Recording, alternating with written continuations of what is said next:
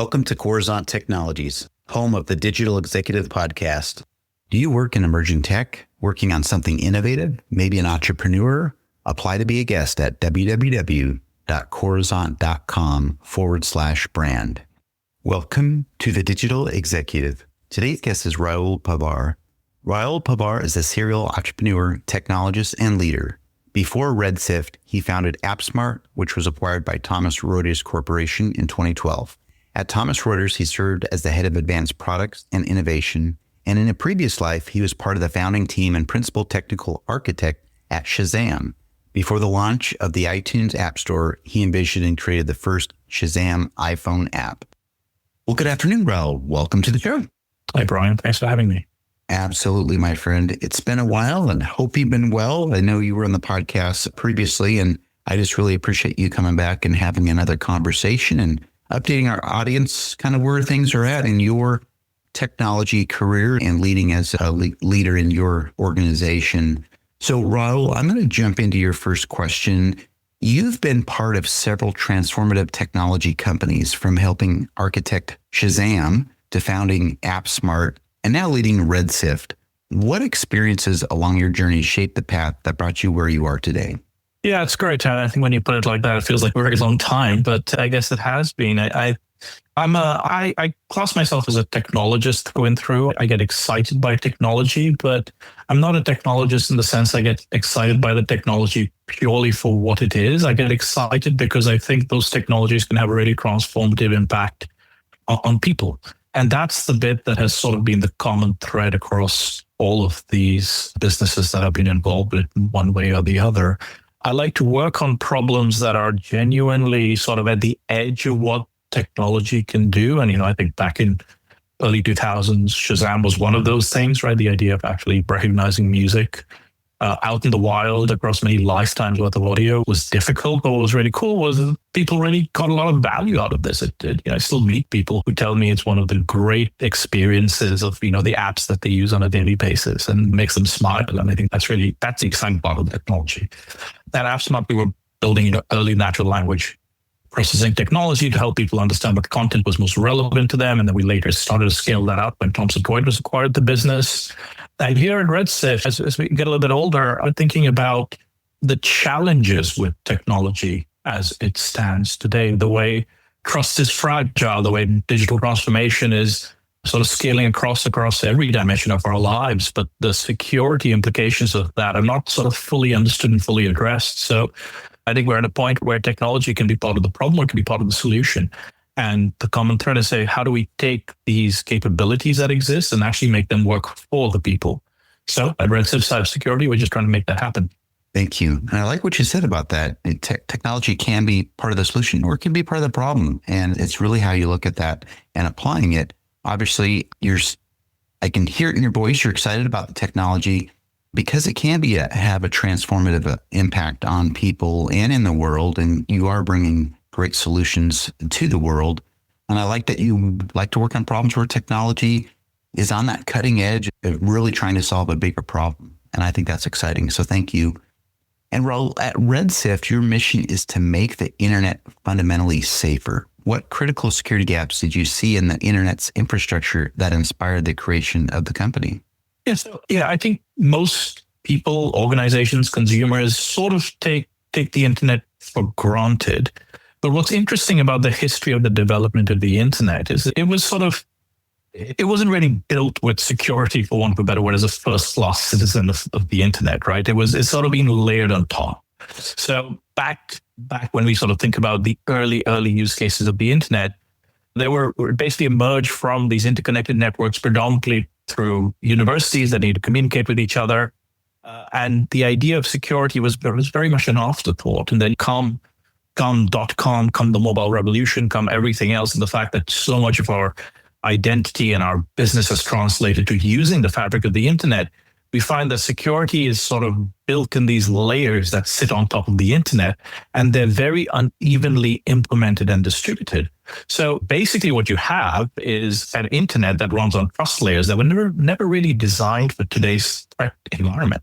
So if someone sort of drops in and starts using the internet and say, hey, why are all these things that exist, phishing and zero-day exploits and all these other things that sort of seem to be continuously assaulting the safety and business continuity of the services that we use and rely on. It's sort of because we're sitting in this world of this layer cake where this underlying technology, which was incredibly powerful, has basically been patched and adapted to meet the security requirements for modern business. But the reality is most organizations haven't really adopted all of these things. As you can imagine, it's quite complex. And there's a lot of the internet that just relies on this sort of implicit trust model. And we need to actually start to develop modern, predominantly automated solutions that help organizations of every kind.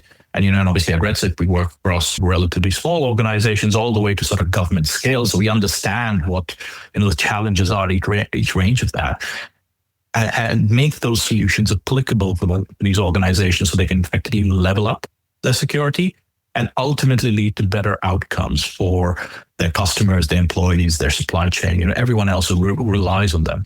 Thank you. Really appreciate that. You're absolutely right. You and I remember back in the days of early internet.com, et cetera.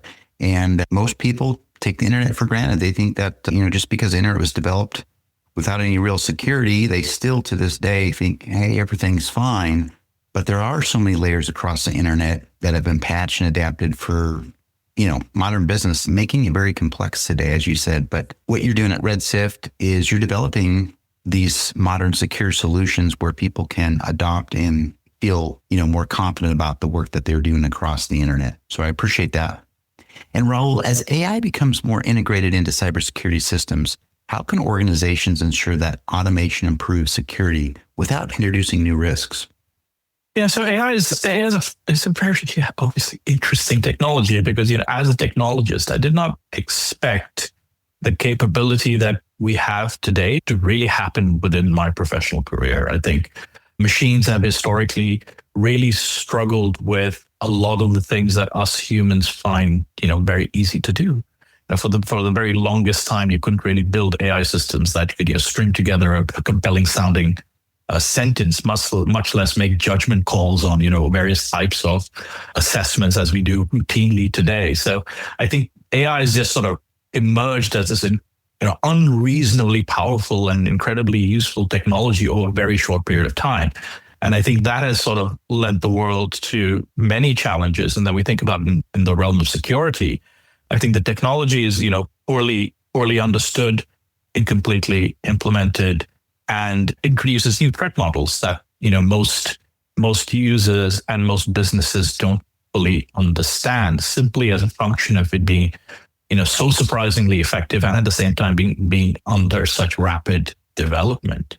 So I think when we think about the use of AI, I think the first thing to acknowledge is that it is just an unreasonably useful piece of technology for organizations to ignore. And I think that's one of the challenges that we have, is just so incredibly useful at doing things that are so hard and traditionally so expensive that it is, frankly, impossible to ignore. You're going to be using and integrating AI into your assessment and decisioning workflow in some way or form, whether you're an individual user or an organization or a security vendor such as ourselves, who's building these technologies for other organizations to adopt.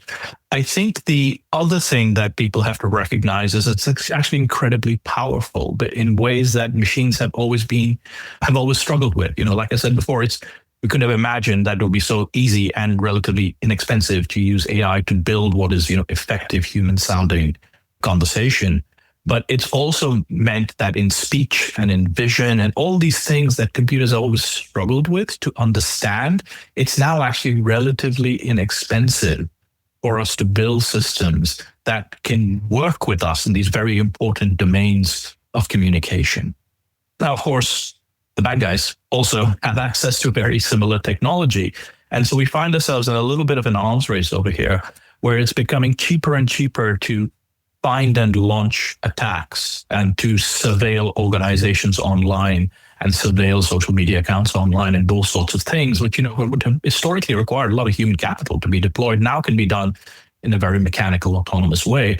So it is a contingent on us as, vendors in the ecosystem and as organizations that are looking to protect the digital assets to actually look at how do we use these technologies to more cost effectively combat these adversaries. Because, I think if we think about this at a global scale, it really is about the economics of this. If it becomes incredibly inexpensive for someone to launch attacks against you, it has to be equally inexpensive for you to defend against them. Because if you're not able to get that economic equation right, then you're structurally at a disadvantage. So, I think it's very important that we're quite, frankly, aggressive about the adoption of these AI technologies.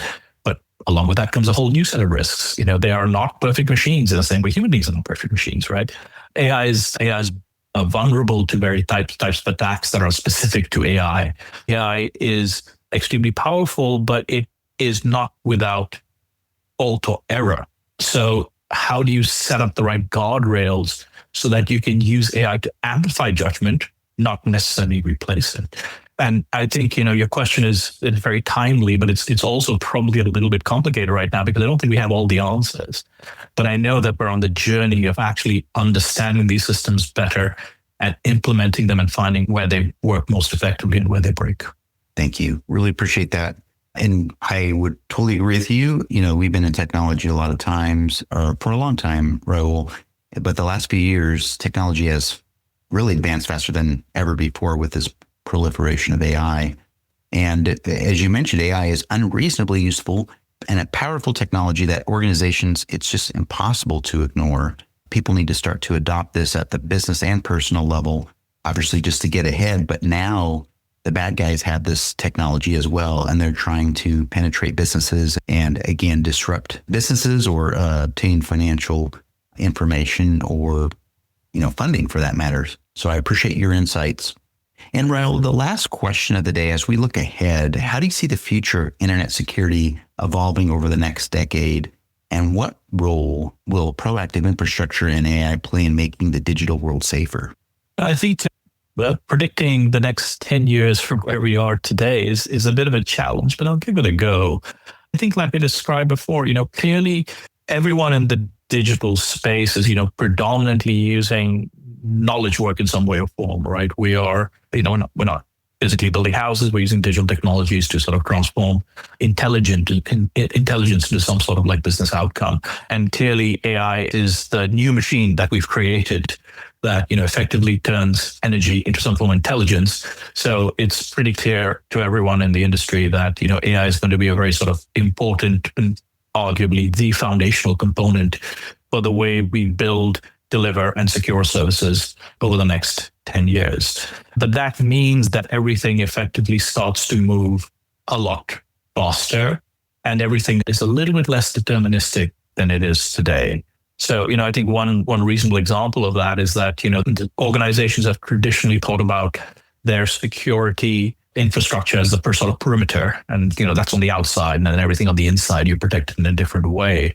Clearly, as you have these sort of intelligent machines and intelligent agents scattered throughout your organization and throughout your entire business process, you clearly have many different boundaries in your infrastructure now that didn't have 5 years ago. So it's clear that the perimeter of an organization will sort of matter less and trust will matter a lot more. So, how are all of these human agents and AI agents secured? What sort of data do they have access to? How do you enable the right guardrails that allow them to move at pace while at the same time having characteristics like being auditable and being able to be replayed and sandboxed appropriately?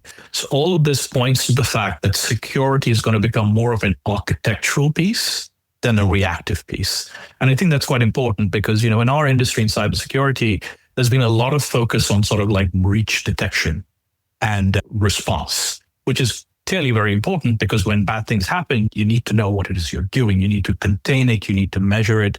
But I think as we move to a world where everything happens at, for want of a better word, AI speed, your infrastructure needs to be architecturally ready for the threats that come because things will be too noisy and too fast for you to just respond to things. So that's why I think fundamentally in our industry, security is just going to have to become a much more proactive and preventive process. And that requires a basic architectural rethink to say, how are we going to harden our attack surface? How are we going to discover everything that's important to us, all the assets, all the data, and how we're going to keep that, inventory effectively up to date on an ongoing basis. So there's a whole new dimension of complexity that I think is going to appear in the way security team thinks about security architectures. And of course, as all of this becomes, more commercially relevant, for every kind of business, every kind of business is going to be digital in some way or the other. It's going to become a much more important, executive and board level issue to say, how are we on top of all of these security risks? How are we actually progressing our security architecture to be ready for, what comes in the next 2 to 5 years? Thank you so much. I really appreciate that. And I know you mentioned you don't really have a crystal ball predicting the next 10 years, especially in this age of AI, but you did mention AI will be the technology that humankind will be leveraging the most to build and advance technology and business ecosystems in the future, obviously. But from a security perspective, you talked about, perimeters are going to matter less, right? More fluid, more dynamic, but trust will matter the most. And our infrastructure needs to have that be architecturally sound and ready and have more proactive and preventative processes in place. As you know, it's challenging in this cyber world we live in, especially with this proliferation of AI, as you talked about. So Rahul, I really appreciate that. And it was such a pleasure having you on today. And I look forward to speaking with you real soon. Absolutely. Thanks, Brian. Appreciate the conversation. Bye for now.